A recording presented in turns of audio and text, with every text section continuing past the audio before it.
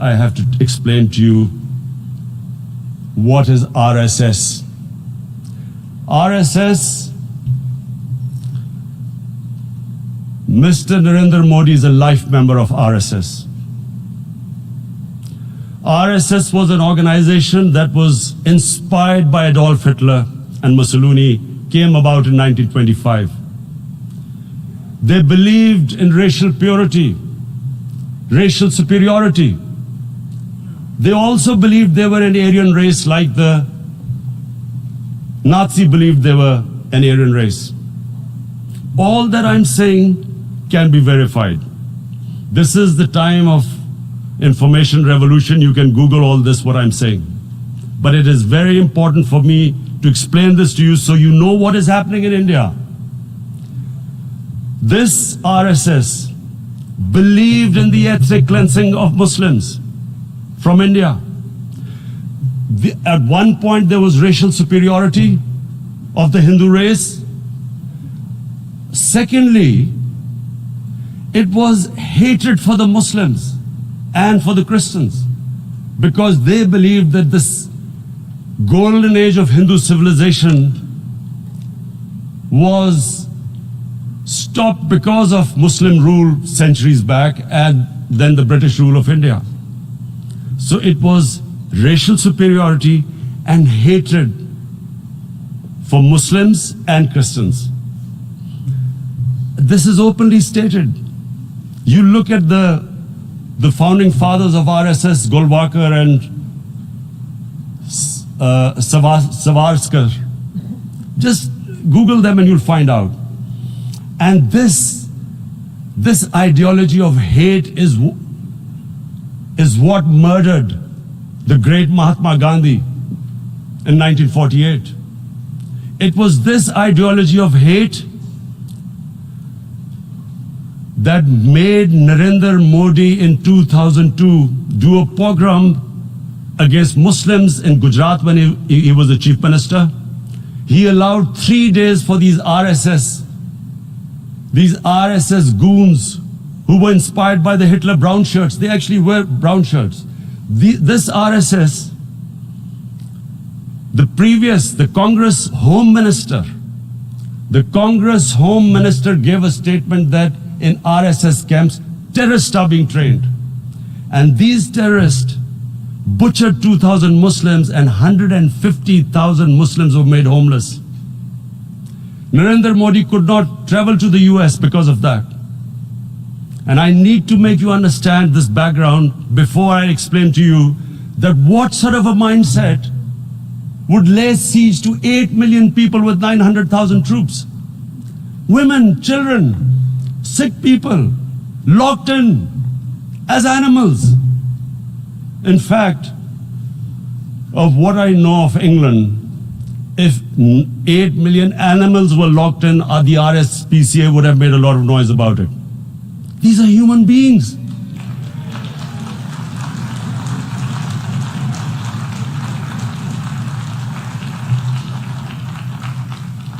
And Mr. President, what comes with racial superiority, these illusions of Aryan superior race, is arrogance.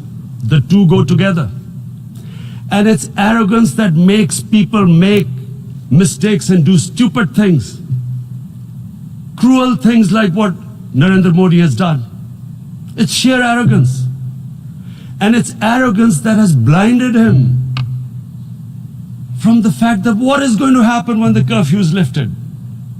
Has he thought about it? This hasn't been thought through.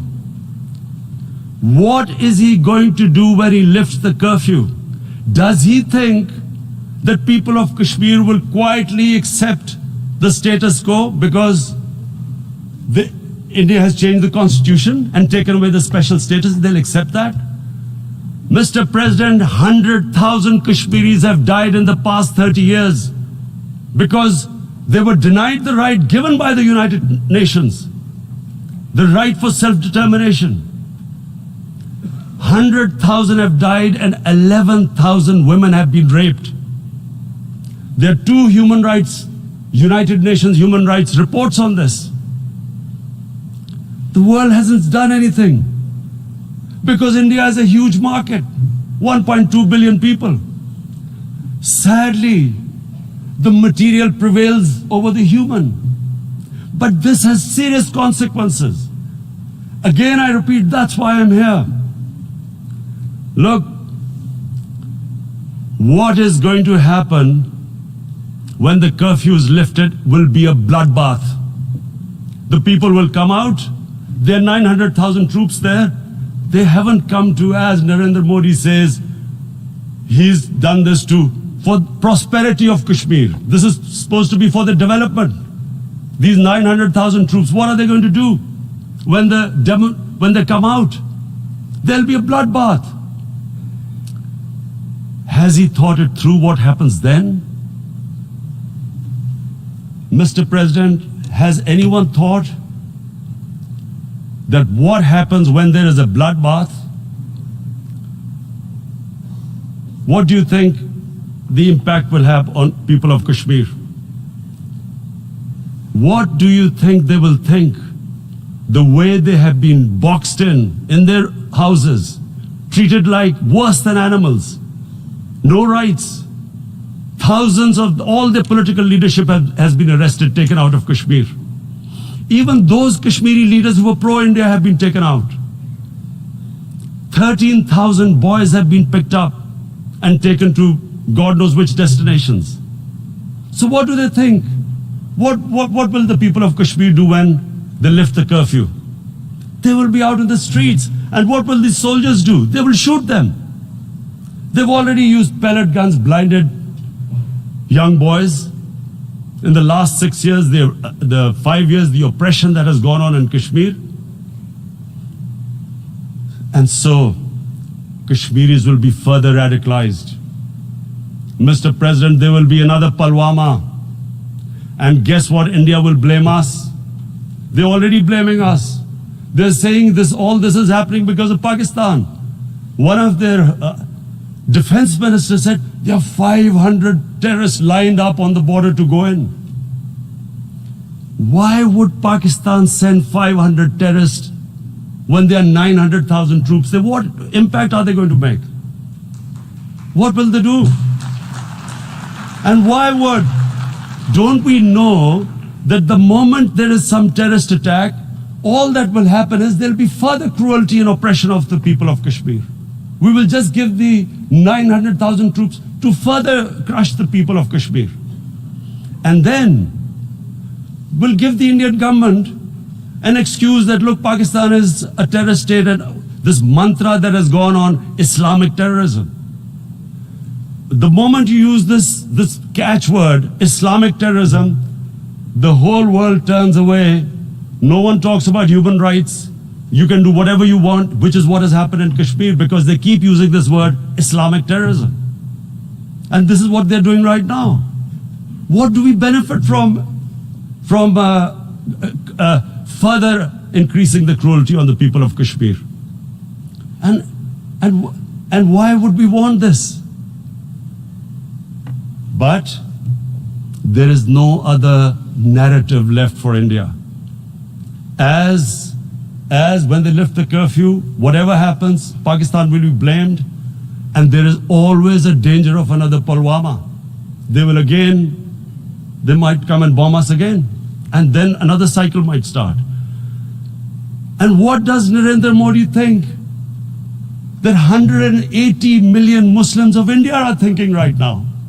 Aren't they watching these Kashmiris stuck inside for 55 days they've been stuck in? Aren't they watching? What do you think? Don't you think that the Muslims will be radicalized in India? And I'm talking about 180 million people. And when they get radicalized, there will be some incident in India somewhere down the line. Again, we will be blamed. And I'm warning you right now, again, we will be blamed. And Mr. President, what about 1.3 billion Muslims who are watching this? And they know that it is only happening in Kashmir because they're Kashmiri Muslims. This is not happening to Kashmiri Hindus. They know that this is happening because of their religion. So what do you think they will be thinking? What do you think the Jewish community would think if they were, forget 8,000 Jews stuck like this? What do you think Europeans would think? What do we think? I mean, any human community, if their members are stuck like that, what do you think they will think? Are we a children of a lesser God? Is it not going to cause us pain? And then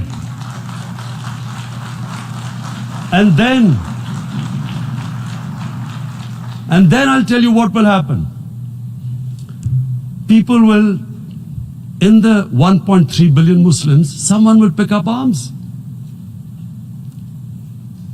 I know we've been brought up with films, Western films. This good, decent guy doesn't get justice. He decides to pick up a gun and start seeking justice. There was a film made in New York, famous film called Death Wish. This guy gets mugged by and his family, his wife gets killed or something. He can't get justice.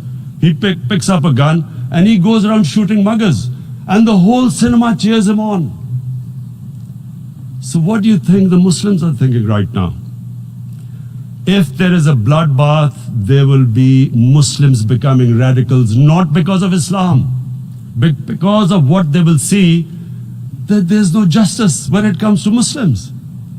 There were Rohingya Muslims, Myanmar, who are, God knows, almost 1 million people out, ethnic cleansing. What was the response of the world community? So what do you think will be the response of 1.3 billion Muslims? I picture myself. I'm in Kashmir. I've been locked up for 55 days. I've heard about, and there are rapes, Indian Army going into homes, soldiers. Would I want to live this humiliation? Would I want to live like that? I would pick up a gun. You're forcing people. You are forcing people into radicalization. When people lose the will to live, what is there to live for? And this is what, if you can do this to human beings, you are actually radicalizing people. And so, Mr. President, I want to repeat here, this is one of the most critical times. There will be a reaction to this. Pakistan will be blamed. 2 nuclear-armed countries will come face to face like we came in February. And before we head in that direction, the United Nations has a responsibility. This is why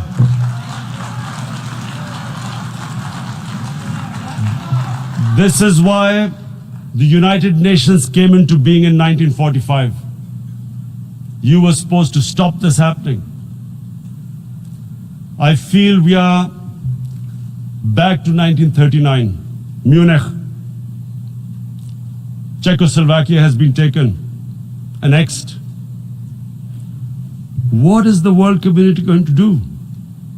Is it going to appease a market of 1.2 billion, or is it going to stand up for justice and humanity?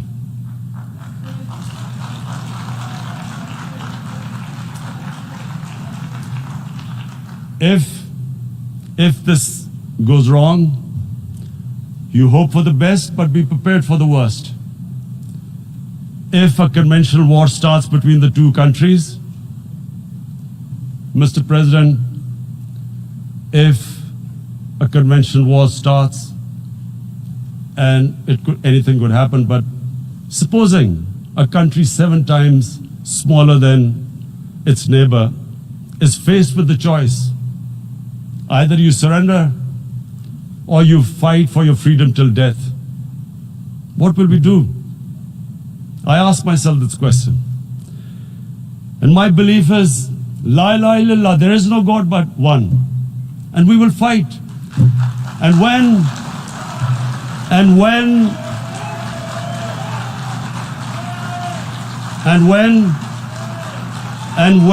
a nuclear armed country fights to the end, it will have consequences far beyond the borders. It will have consequences for the world, which is why I repeat I'm here. Because I'm warning you, it's not a threat. It's a fair worry that where are we headed? And I've come here to tell the UN, you've got to, this is a test for the United Nations. You are the one who guaranteed the people of Kashmir the right of self-determination. They are suffering because of that. And this is the time. This is the time not to appease like in 1939 appeasement took place. This is the time to take action. And number one action must be that India must lift this inhuman curfew, which has lasted for 55 days. It must free all political prisoners, and especially those 13,000 boys that have been picked up. Parents don't know where they've disappeared. And then the world community must give the people of Kashmir the right of self-determination. Thank you. En nombre de la Asamblea General agradezco al señor Primer Ministro de la República Islámica de Pakistán la declaración que acaba de formular y pido a protocolo que acompañe a su excelencia. La Asamblea escuchará un discurso del primer ministro de la República Helénica, Su Excelencia Kyriakos Mitsotakis.